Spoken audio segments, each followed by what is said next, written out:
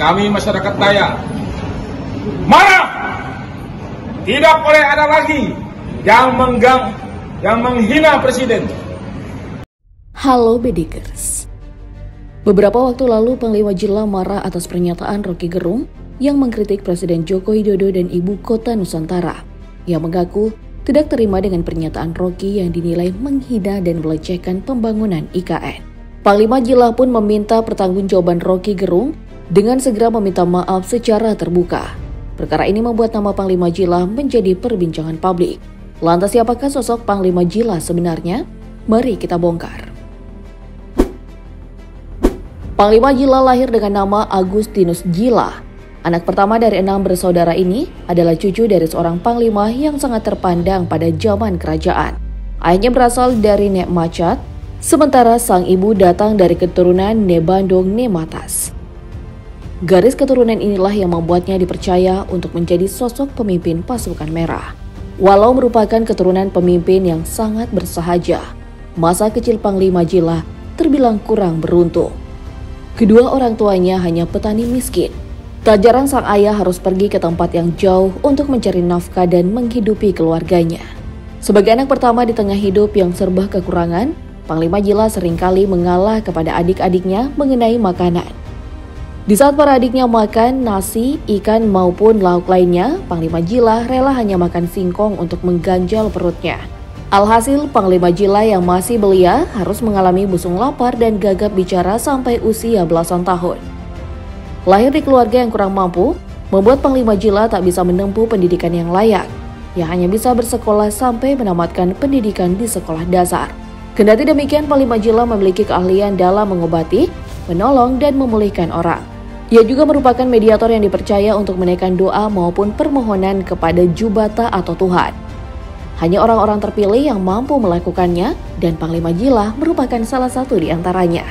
Selain itu, Panglima Jila juga dikenal kebal dari senjata tajam. Ia menunjukkan kemampuan ini di berbagai kesempatan dengan melakukan atraksi menyayat tubuh dan mandau. Terlepas dari kesaktiannya, Panglima Jila merupakan sosok yang sangat dikagumi oleh anggotanya. Ia mampu merangkul generasi muda suku Dayak untuk memperjuangkan harkat dan martabat suku. Sebagai seorang pemimpin yang sukses mengangkat dan mempertahankan tradisi, adat, dan budaya suku Dayak agar dicintai oleh para generasi muda. Alhasil keberadaan suku Dayak tetap terjaga dan lestari. Sosok ini selalu berdiri di barisan terdepan untuk memperjuangkan hak masyarakat yang hendak dirampas pihak lain. Ia pun kerap dijadikan simbol perjuangan dalam mencari keadilan di tanah leluhur. Itulah mengapa Panglima Jila sangat dikagumi dan disegani. Walau dikenal tangguh dan sangar, Panglima Jila menyadari bahwa semua hal yang melekat pada dirinya hanyalah titipan. Oleh karena itu, ia tetap menjadi pribadi yang rendah hati dan tidak semena-mena. Ia juga menjadi pribadi yang senantiasa menghormati keluarga. Sayangnya, tak banyak informasi yang dimuat media mengenai sosok istri sang pemimpin pasukan merah. Sepertinya Panglima Jila cukup tertutup dalam mengumbar informasi pribadi mengenai keluarganya. Meski begitu, ia tetaplah seorang suami yang sangat menyayangi pasangannya. Setia dan bertekad untuk menjaga keutuhan NKRI tentu membuat Panglima Jila menjalin hubungan baik dengan orang nomor 1 Indonesia. Hubungan baik ini terlihat saat Presiden Jokowi menghadiri acara Bahapen Bait Bahana Tario Borneo Bangkule Rajang atau pertemuan akbar pasukan merah yang dihadiri oleh ribuan masyarakat suku Dayak. Saat itu Panglima Jila terlihat setia mendampingi Jokowi selama acara berlangsung.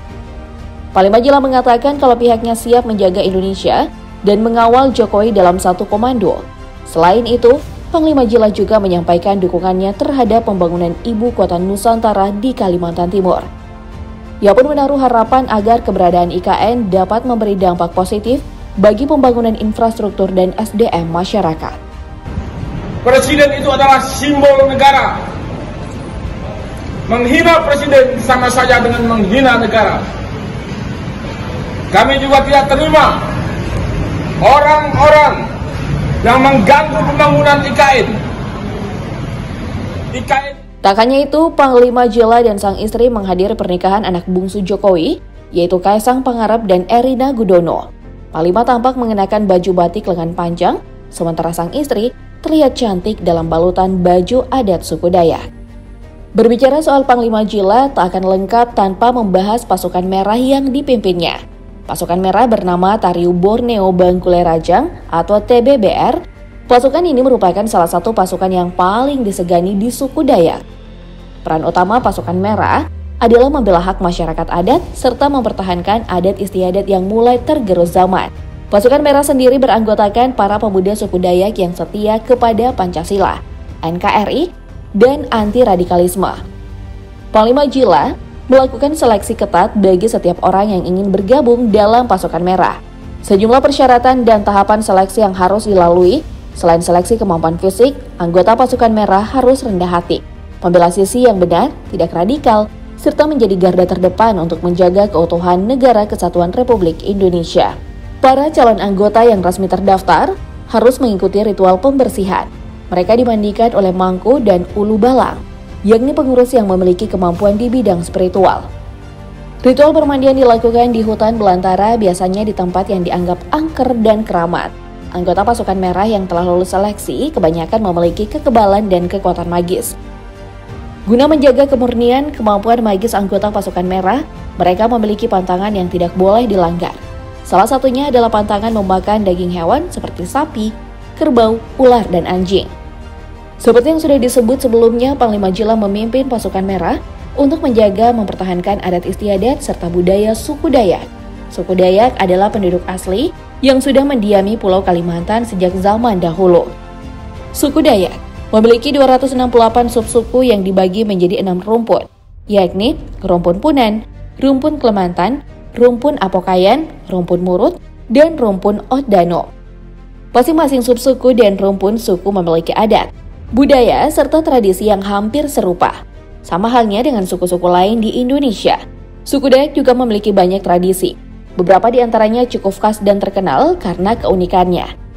Seperti tradisi kuping panjang, yakni tradisi memanjangkan daun telinga menggunakan logam atau pemberat. Tradisi tato tradisional yang digunakan untuk membedakan kawan dan lawan. Tradisi ngayau yang dikenal mengerikan karena tradisi ini merupakan kegiatan berburu kepada musuh. Serta tradisi tiwa, yaitu tradisi pemakaman dengan membakar tulang belulang dari kerabat yang telah meninggal dunia. Tradisi-tradisi ini penting dijaga kelestariannya. Oleh karena itu, peran penting Panglima Jila dan pasukan merah sangat dibutuhkan.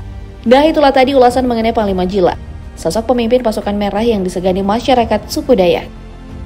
Kecintaannya kepada Indonesia serta keakrabannya dengan Presiden Jokowi membuat Panglima Jila tidak gentar berhadapan dengan siapapun, termasuk Rocky Gerung. Kalau menurut kamu bagaimana, Bedikers?